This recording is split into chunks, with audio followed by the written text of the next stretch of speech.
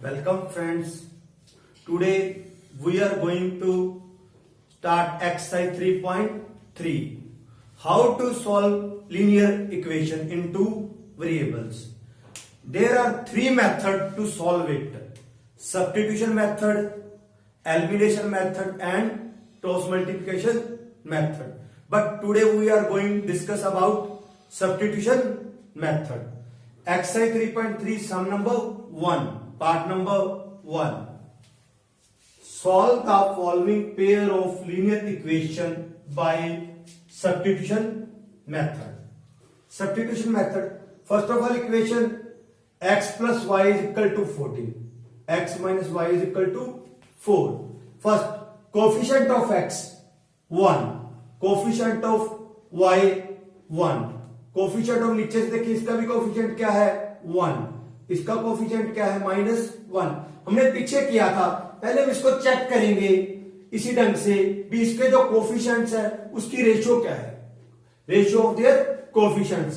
देखिए 1/1, ये क्या है 1/1, क्योंकि इसके साथ क्या होता है.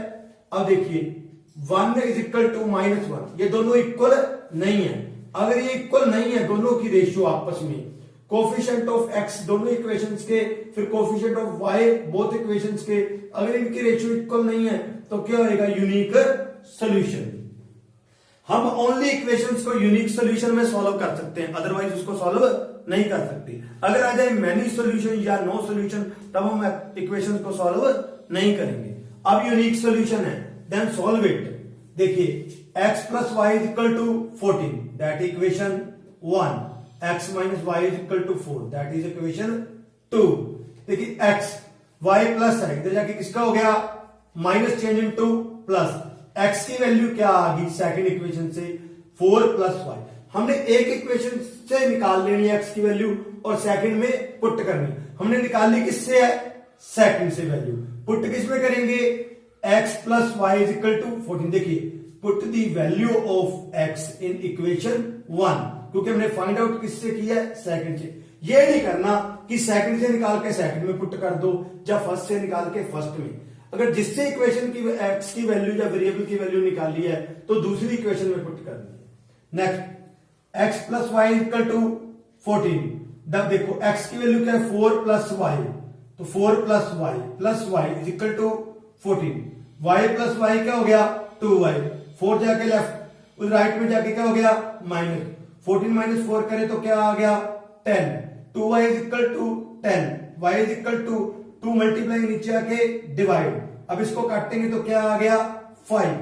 देन अब y की वैल्यू आ गई. अब हमने किसकी निकालनी है x. ऊपर से देखिए यहां से x, तो x की वैल्यू क्या है 4 plus y, it means 4. y की वैल्यू क्या आई है 5, तो 4 प्लस वाई क्या आ गई 9. हमारा यानी कि सॉल्यूशन आ गया x इज इक्वल टू 9 और y is equal to 5.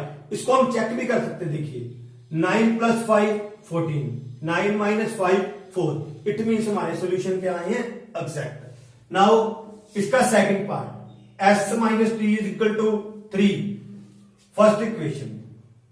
Next s upon 3 t upon 2 is equal to 6. इसको हम सेट करेंगे क्योंकि यह फ्रैक्शन में है. 3 2 6, एलसीएम ले लिया. 3 के टेबल में 6 कब आता है 2 इंटू s 2s. 2 के टेबल में 6 कब आएगा 3 into t 3t. Next cross multiply 1 से करेंगे सेम 6 6 36. अब देखो 2s plus 3t is equal to 36. ये क्या आ गई सेकंड इक्वेशन. क्या आ गई सेकंड इक्वेशन. अब देखिए फर्स्ट इक्वेशन में हम वैल्यू निकालेंगे इसकी. s minus t is equal to 3, तो s की वैल्यू क्या आ गई, t क्या हो गया जाके राइट हैंड साइड में जाके क्या हो गया प्लस. इट मींस s की वैल्यू क्या आ गई 3 प्लस t.